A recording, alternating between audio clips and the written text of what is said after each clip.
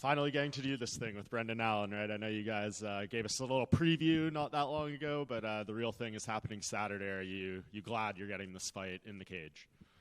Yeah, for sure. Finally, yeah. It's, it was a long time coming, and finally we'll settle in the octagon. Mm-hmm. He was in here a bit ago, and he kind of told us his side of the story that happened in the casino and everything. Can you share your recounting of that night?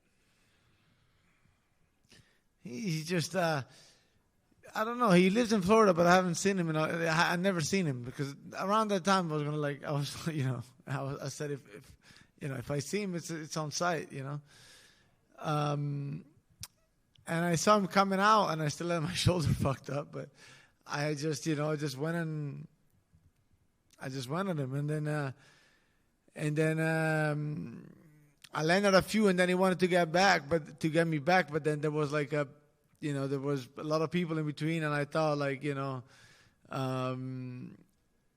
I thought there's too many people around. We're in a casino. Eventually, nothing's gonna happen. Then I look over 1 second just to see what's going on, what was going on, because there was a bunch of security coming around and stuff, and then they just let him go. I didn't it's my fault, whatever. But even then, it's nothing really. Nothing really happened. He couldn't even land a punch. Even he kind of sucker punched me, and then. But then it is what it is. It's nothing. Honestly, I was kind of pissed because nothing really happened, and then I haven't seen him since. He lives around there, but I don't see him. But it's all right. At the end of the day, it is what it is. Yeah. But you run his mouth. Some people think that nothing's gonna happen. You run your mouth, and then you move. You got to move differently, because if I see you, it's on site. I don't. It is what it is, but it's like that with me. Would you call this fight personal or no? Well, yeah, I mean, for sure. I wanna, yeah. They definitely don't like the guy. I definitely don't like the guy. And I know, the start of this camp, you had some pretty hard times personally with the loss of your brother and stuff. Was that, do you feel like you had enough time to process before starting the camp? Do you feel like you need this fight to maybe help cathartically, or can you just kind of talk about what it's been like these past couple months dealing with that? Yeah, I mean, what can I say? It's like I gotta keep doing what I'm doing, and that's my way to kind of go over. No, not go over. You're never gonna go over something like that, but it's gotta do something purposeful and meaningful, and something that gets you going in the morning, and I was always an example of resilience for him and for everybody around me, and I feel like at this time this is what I'm put up to, what I've been put here to do, so I'm gonna keep doing that, and then listen, physically I'm good, and I just can't wait to get into that cage and hurt him, to be honest, by now. Mm-hmm. And is this your second camp at ATT or first? Second, but I've been there for a while. I just got this massive injury, and then so. Yeah, was that one of the harder injuries to deal with that you've ever had? Oh, I mean, by far. That was a career-ending injury, to be honest. Everything was torn, and in my shoulder, everything was fucking torn. It's my last fight, I thought I was good. I was not, because it's still I was good. I'm not. It's not that I'm making excuses. It's just I wasn't fully ready in the sense to let go. I wasn't scared of re-injuring it, but it's it takes a long time up until you can actually let go the way you would the way back to normal kind of thing. So. Yeah, it's been taking forever. It was a bad, everything was torn. All my ligaments were pretty much torn on my shoulder. Yeah, I guess, where do you feel you are in your career with the win here, right? You've obviously experienced the highs of fighting for that title, a lot of great fights in the UFC, only 31 years old, I believe, still. So yeah. Where do you feel this puts you in the division? Yeah, put me back in the win column, and put me back in the mix, and, I still definitely believe I got a run in me, and I got a lot to show still, and a lot to do, and this fight is big. This fight means everything. It's like I said, it's now or never. It's like this is a turning point for sure. And again, I don't put any pressure on myself in a sense, because the worst thing that could have happened in my life already happened. And the really important things are others, but this means a lot. This means everything. This is like I have to do it for. Yeah, it's very important to this fight, because if it doesn't happen, then it takes a weird turn. And speaking of looking up at the top of the division, the title fight is in a few weeks between Dricus and Hamzat. Can you just give me your prediction for that fight? Yeah, I think Dricus do it. But I mean,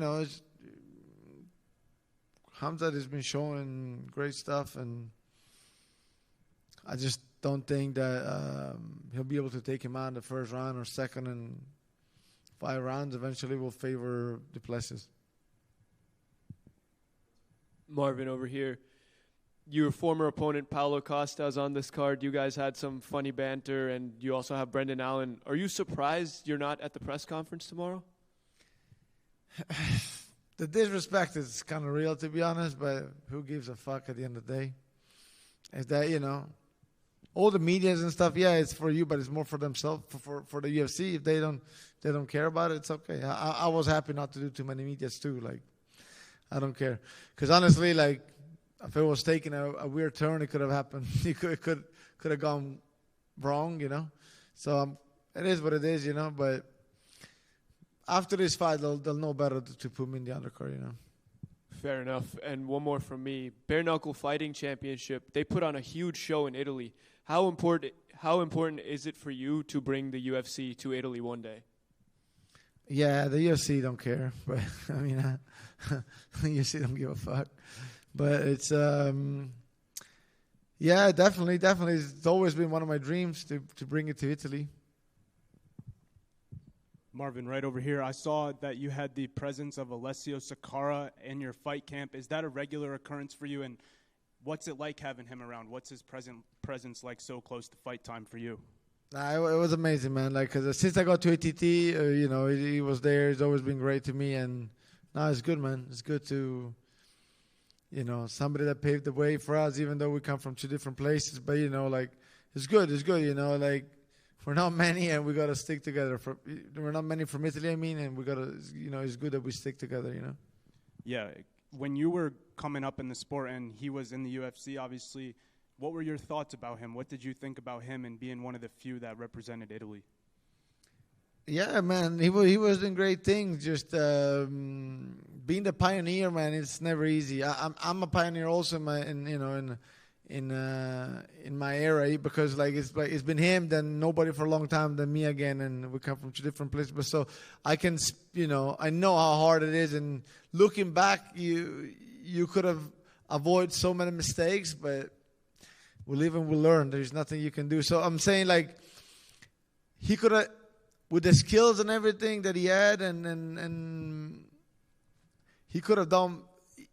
I feel like he could have done even more, but I get it, it's not easy, you just got put into a different, ward in a sense, and you're going to come up, do your best, and then I feel like in a lot of if it could have done even more than what it did, that's what I'm saying. But it was great to watch him. It was the only one, Yeah, and last question for you. Like you said, now you carry that torch, and you're one of the very few to represent Italy in the realm of mixed martial arts. Do you think about that a lot? Does it make you honored, proud to be one of those few? Well, it's been like that for all my career, almost since I've been in the UFC. So it obviously makes me very proud. And I want to do much more. I think there's much more to do. Marvin, what's up, man? Do you take any pride in the fact that you fighting Brendan Allen in his home state? around all the people that, love him to death, do you take any pride in fighting him? Nobody likes him, man. Nobody in the airport. Everybody was like, beat him up, fuck him up. Like, and I'm like, oh shit, they really don't like him even in his own place. Nobody fucking likes this guy. I want to give you a recommendation too, man. If we're talking about good Italian food, while you're down here, please, man, write this place down. It's called Mosca's. Okay, they don't even let you in there with a phone. This is a real Italian place. What's his name? What's the name? Mosca's. Mosca's. Check it out, bro. Can you spell it to me? Moscas. Oh, Mosca's. Mosca is means fly. Okay, good. Yeah, because I was like, Moscow doesn't seem Italian, but now I get it. Yeah, my bad, man. This place is wild, man. Yeah. Fuck, I don't know why they put us right here in the madness, but yeah, right on Bourbon Street, baby. Oh, okay. Mosca's. Okay, yeah, I'll check it out for sure. Yeah, check it out, man.